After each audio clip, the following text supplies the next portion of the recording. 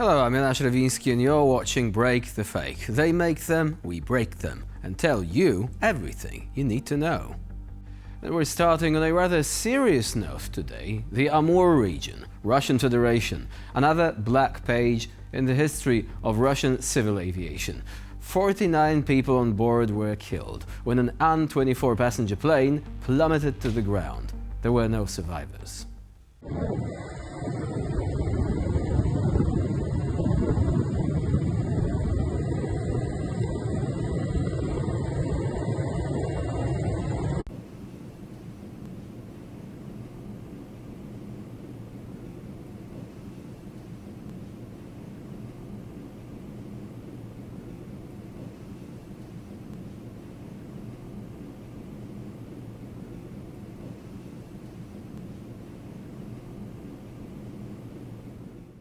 Now, the tragedy, although terrible, is no longer surprising because what flies in Russian airspace today has long been sitting in museums in most other countries. The Antonov An-24, used by a local airline, was a Brezhnev-era relic, almost 50 years old. In recent years, this particular aircraft has had 4 incidents and would have been decommissioned long ago in any normal country. But in Russia, it seems that if the engine is still rumbling a little, it means it is ready to fly. After the start of full-scale war against Ukraine, Russian aviation found itself in international isolation. No spare parts, no service, no Boeing rentals.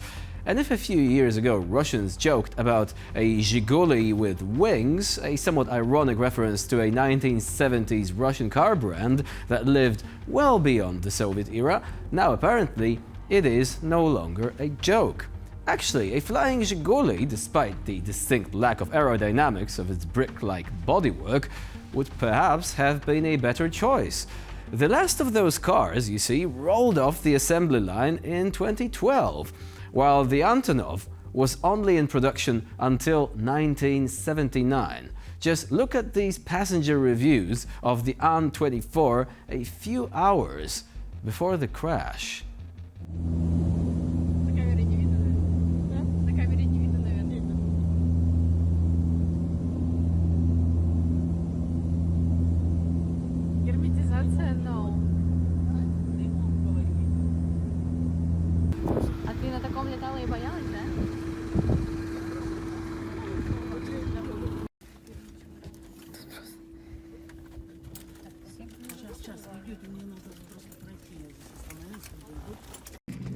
Как себе вот это? Тут нет вентилятора, в смысле.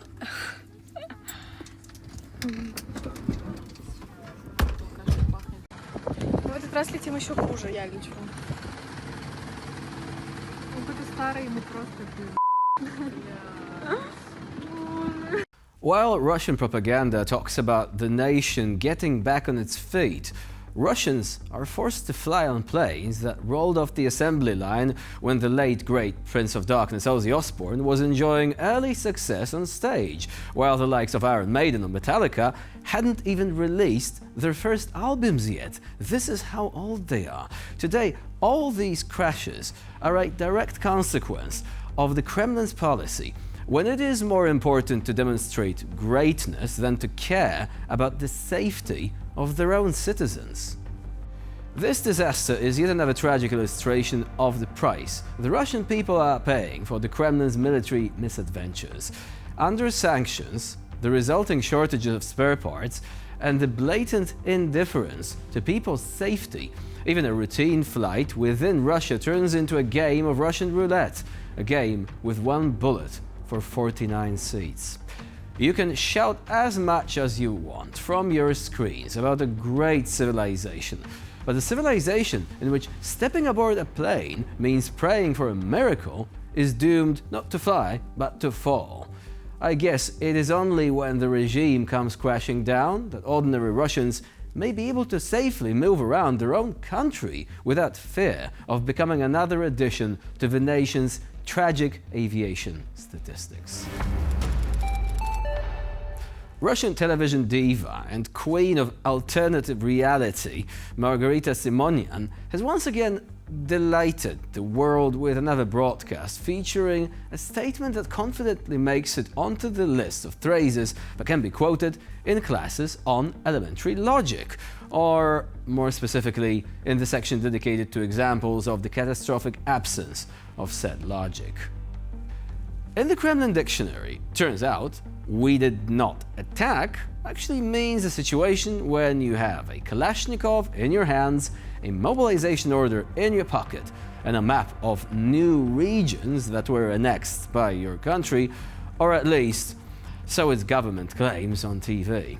Obviously, victory means Ukraine still exists, the armed forces of Ukraine are alive and kicking, Ukrainian drones are buzzing like angry hornets above Crimea and even above Moscow, but we, the Russians, are winning because actually, why do you even ask so many questions? Who do you work for? CIA? The State Department? Anyway, here is what Margarita Simonyan originally said. Это же говорил один из прославленных американских генералов. Он говорил о том, что если Соединенные Штаты Америки всей своей ядерной мощью нанесут удар по Советскому Союзу, то и тогда у Советского Союза останется достаточно сил для того, чтобы превратить Соединенные Штаты Америки в пролив между двумя великими океанами.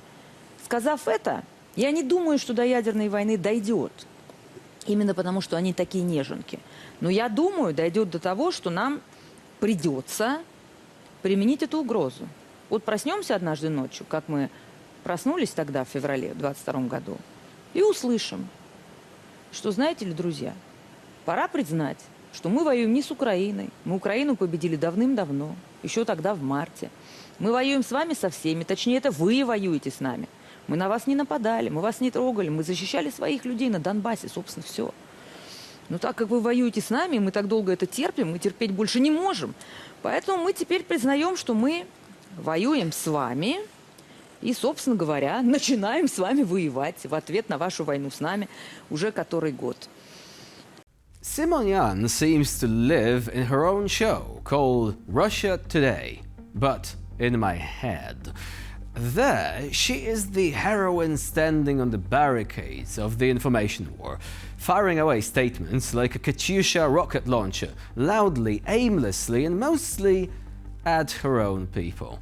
In this universe, Russia did not start the war. Ukraine capitulated long ago, and Trump wakes up every morning with a photo of Putin under his pillow.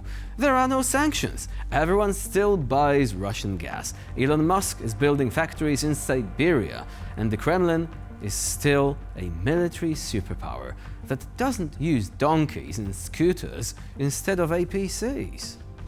When someone constantly presents such an alternative version of reality, there are two possibilities. Either they truly believe what they are saying, in which case it is probably best to take a break, or they do not believe it but are pretending to, in which case it is also best to take a break and a reality check.